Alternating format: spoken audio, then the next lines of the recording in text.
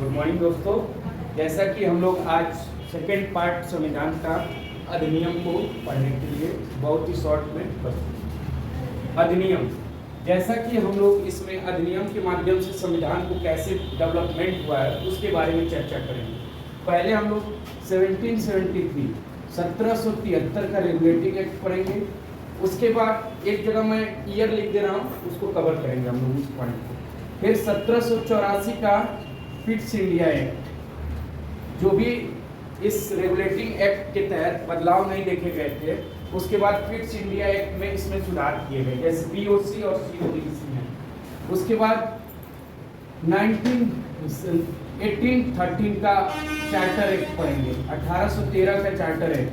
उसके बाद ये 20 साल बाद फिर से रिव्यू करने के लिए आएगा, 1833 का चार्टर एक्ट। उसके बाद 1853 का चार्टर एक्ट। उसके बाद 1857 की क्रांति आप लोगों को पता ही होगा। उसके बाद कहीं ना कहीं ब्रिटिश सरकार डायरेक्ट कंट्रोल क्राउन के हाथ में आ गया था, तो 1858 का अधिनियम पढ़ेंगे अभी।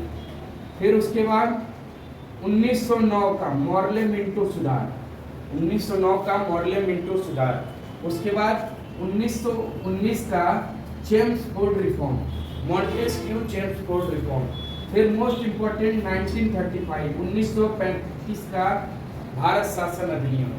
उसके बाद 1947, फिर उसके बाद 1950 आ जाएगा, संविधान लागू हो जाएगा। तो इतने सारे अधिनियम हमको पढ़ना है। 1773 का क्या है? रेगुलेटिंग एक्ट,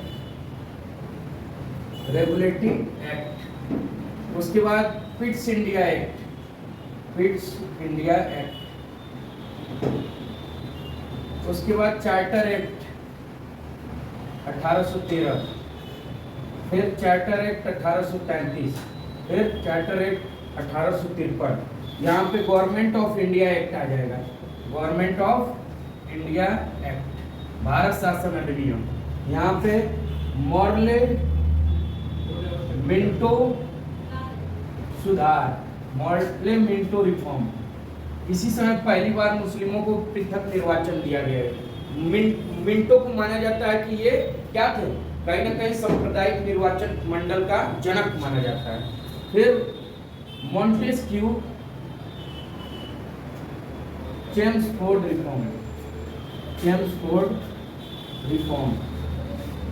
कहीं ना कहीं मॉन्टेस्क्यू सेक्रेटरी ऑफ स्टेट थे, भारत के सचिव थे, और चेम्सफोर्ड गवर्नर जनरल थे। 1935 का government of India act, maximum portion यहीं से भारतीय संविधान में लिया गया है, इंडिया एक्ट।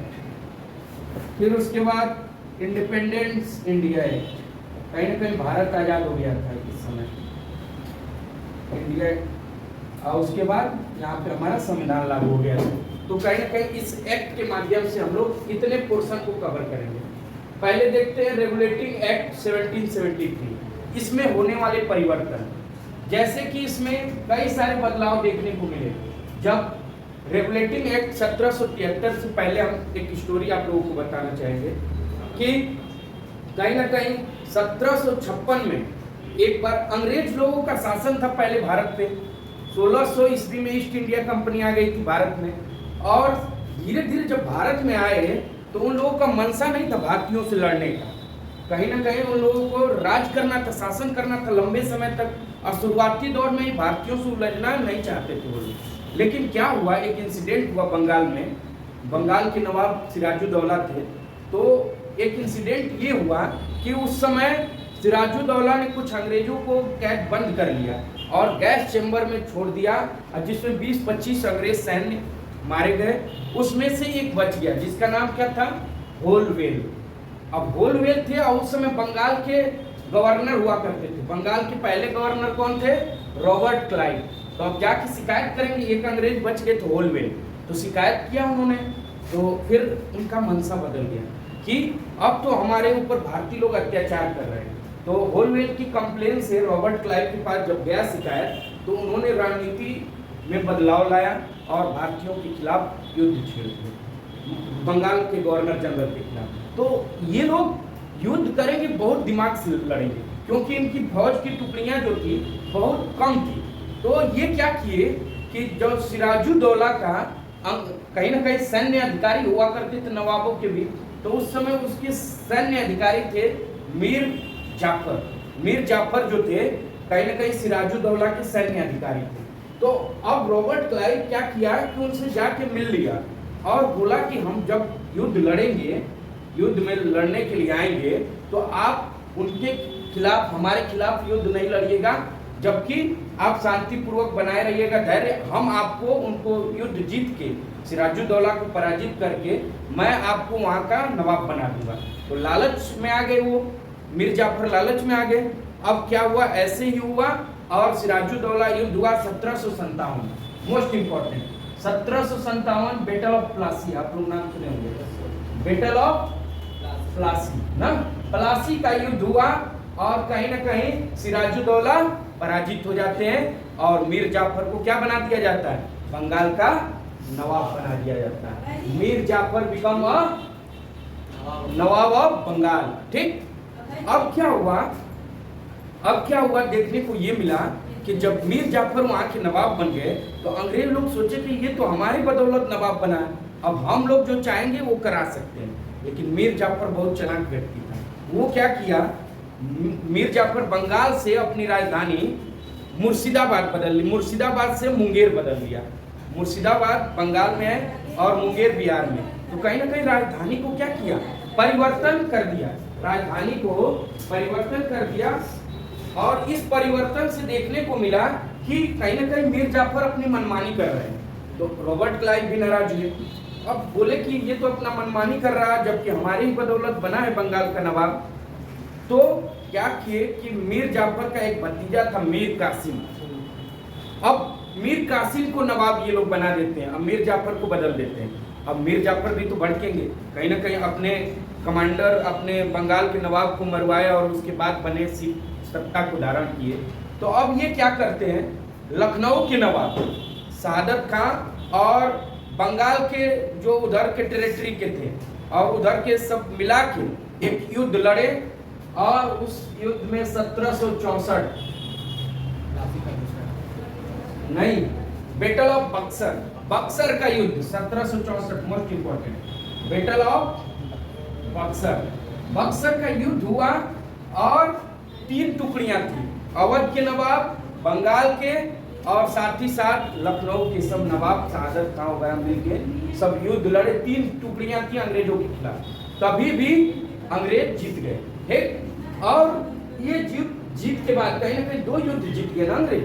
फिर 1765 में एक संधि होता है, treaty of Allahabad, treaty of Allahabad, एक इलाहाबाद की संधि होती है।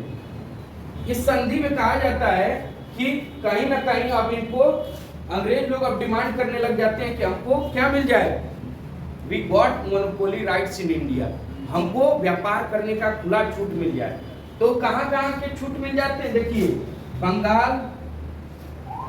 बंगाल, ठीक, उसके बाद आपका ये महाराष्ट्र का क्षेत्र, उड़ीसा, बंगाल, उड़ीसा, महाराष्ट्र नहीं, उत्तर प्रदेश, बंगाल, महाराष्ट्र, उड़ीसा, ये सब जगहों पे आपको परिवर्तन देखने को मिलेगा।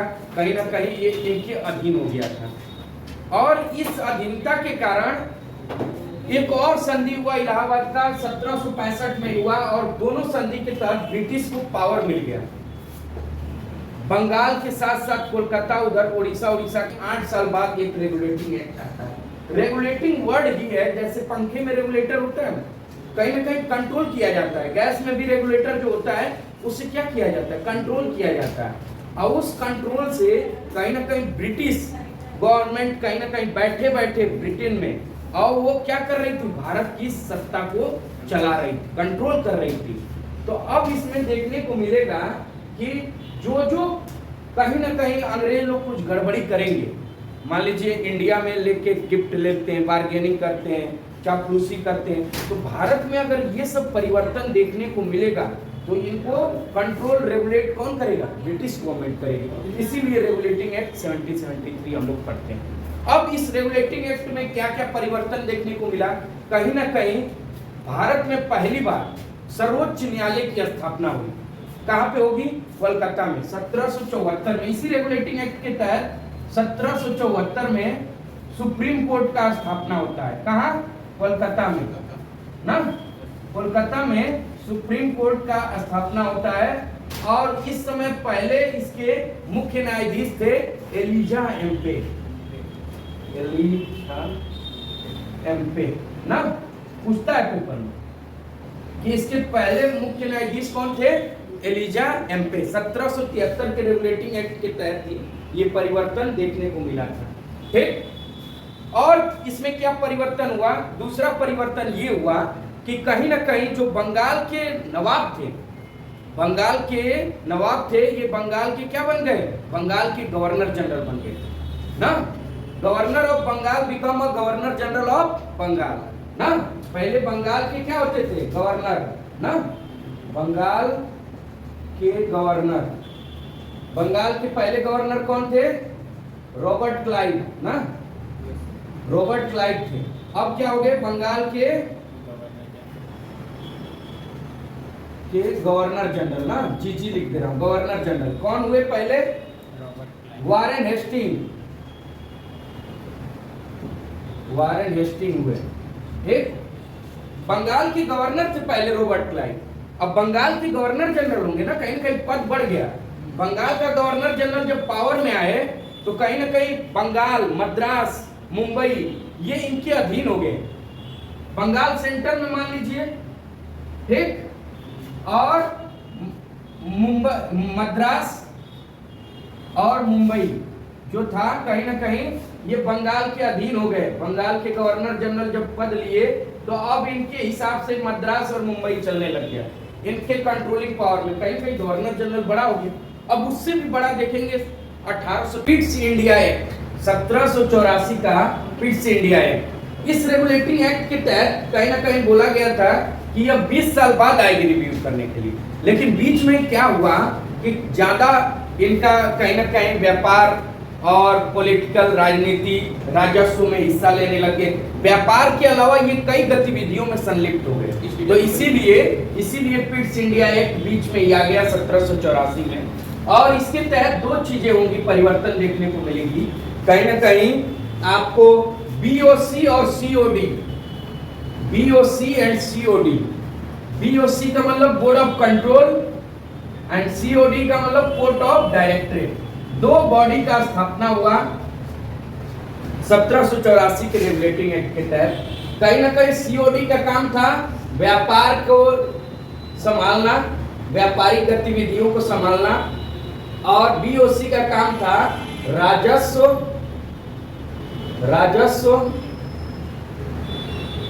और साथ ही साथ राजनीति। अगर कोई अंग्रेज अधिकारी राजस्व और राजनीति में भाग लेता है तो उसको कौन संभालेगा? बोर्ड ऑफ कंट्रोल की स्थापना हुई।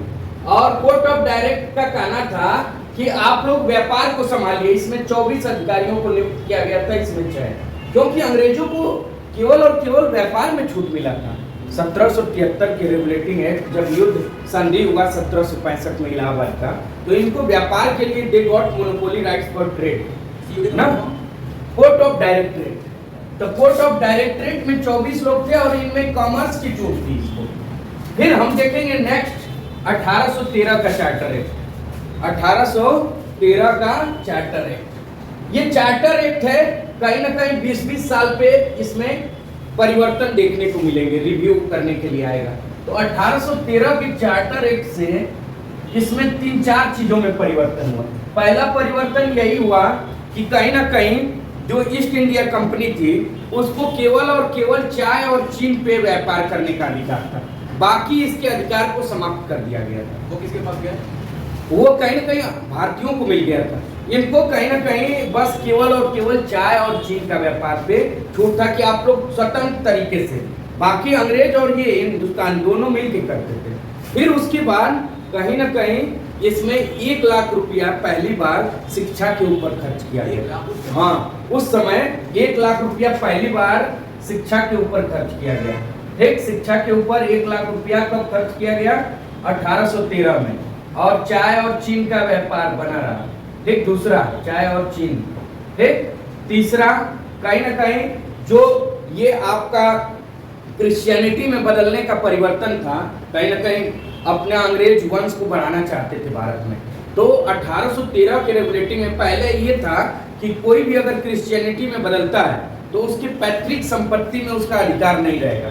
लेकिन 1813 के अधिनियम के तहत कहीं ना कहीं परिवर्तन हुआ ये कि अब 1813 के बाद से कोई भी क्रिश्चियनिटी में बदलेगा तो उसका पैतृक संपत्ति में उसका अधिकार बना रहेगा। ठीक, तो पैतृक संपत्ति में अधिकार ना, ये इसी एक्ट के तहत हुआ था।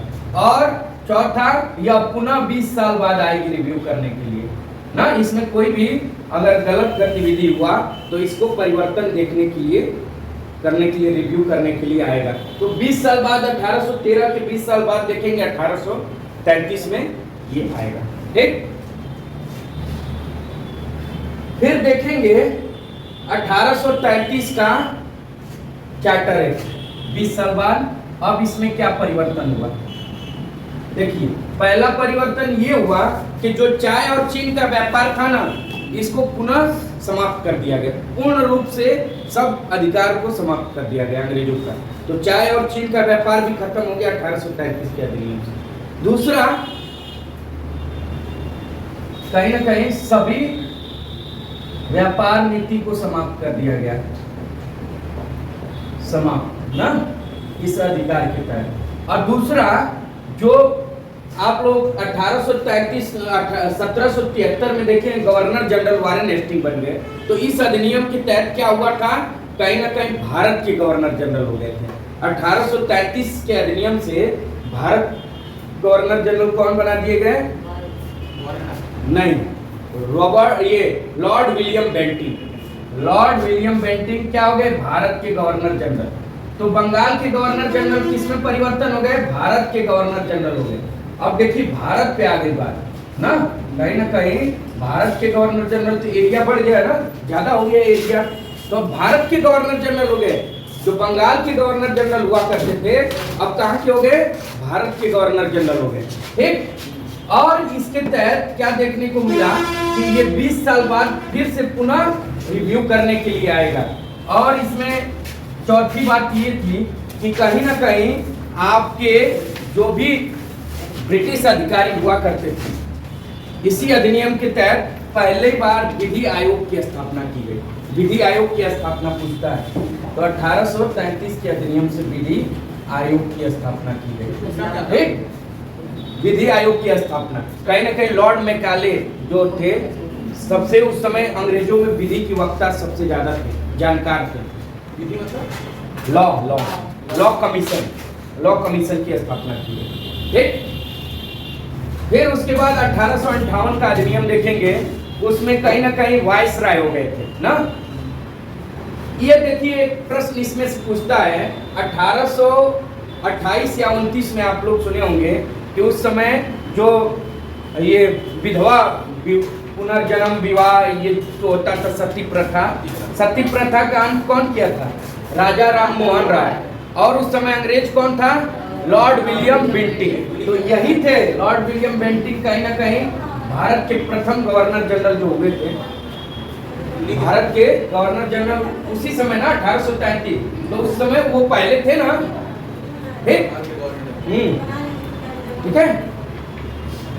और उसके बाद 1858 के अधिनियम के तहत कहीं ना कहीं गवर्नमेंट ऑफ इंडिया एक्ट जब आया, 1857 की क्रांति हो गई थी। 1857 की क्रांति हुई, तो कहीं ना कहीं 1857 की क्रांति उतना सक्सेसफुल नहीं रहा, क्योंकि उस दौरान बहुत सारी समस्याएं थी। यातायात का साधन नहीं था। यातायात का साधन नहीं था कि आज के समय में जैसे ट्रांसपोर्ट इतना मिलजुल गए हैं हम लोग, और कम्युनिकेशन गैप भी था, टेलीफोन वगैरह नहीं थे। तो क्या हुआ कि कहीं लखनऊ में बेगम हजरत महल ऐसे नेतृत्व की, ग्वालियर में नाना साहब तात्या टोपे, ठीक, झांसी की रानी लक्ष्मीबाई झांसी से, मेरठ से, फिर इधर बिहार से आपका कुंवर सिंह थे। तो ऐसे सबका नेतृत्व अलग अलग जगहों से रहा और एक डेट निर्धारित नहीं हो पाया था। तो ये एक जगह इकट्ठा नहीं हो पाए, और कहीं ना कहीं भारतीय लोग भी कुछ अंग्रेजों को संरक्षण दिए थे।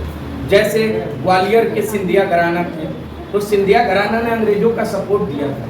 तो इसलिए ये पूरा सक्सेसफुल नहीं रहा। फिर उसके बाद अब देखिए अंग्रेज लोग इतना मास मूवमेंट हो रहा है तो भारत शासन अधिनियम बना। अब इससे परिवर्तन क्या देखने को मिला कि जो ब्रिटिश सरकार थी कहीं ना कहीं क्राउन के हाथ में आ गया, क्राउन के हाथ में सत्ता आ गया। ठीक, ईस्ट इंडिया कंपनी चला गया। हाँ, ईस्ट इंडिया कंपनी विफल रही ना, अब क्राउन सीधे और सीधे कंट्रोल करने लग गई। और इलाहाबाद के मिंटो पार्क में कहीं ना कहीं ये भाषण हुआ और उसी समय जो भारत के गवर्नर जनरल थे अब उनका क्या हो गया, पद बदल गया, क्या हो गए, वाइसराय। अब पहले वाइसराय कौन थे, 1958 में अधिनियम में वाइसराय का पद आया। और वाइसराय कौन थे, लॉर्ड कैनिंग, लॉर्ड कैनिंग, ठीक, लॉर्ड कैनिंग, ठीक, लॉर्ड कैनिंग बन गए वाइसराय। अब देखते हैं 1909 का मॉर्ले मिंटो सुधार, 1909 का मॉर्ले मिंटो सुधार।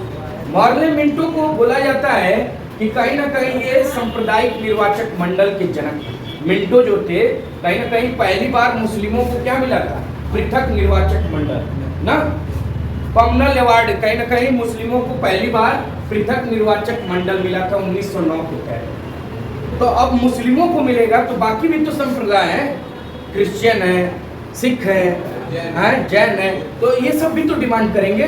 तो कहीं ना कहीं ये सांप्रदायिक वो छेड़ दिए, एक तरह से देखा जाए, हाँ, फूट डाल दिए कि सभी लोग डिमांड करने लग जाएंगे। ठीक, तो अब क्या हुआ कि 1909 में तो मुस्लिमों को मिल गया पृथक निर्वाचक मंडल। अब देखेंगे 1919 में इसमें भी कई सारे संप्रदायों को परिवर्तन देखने को मिला। क्या शुरू ये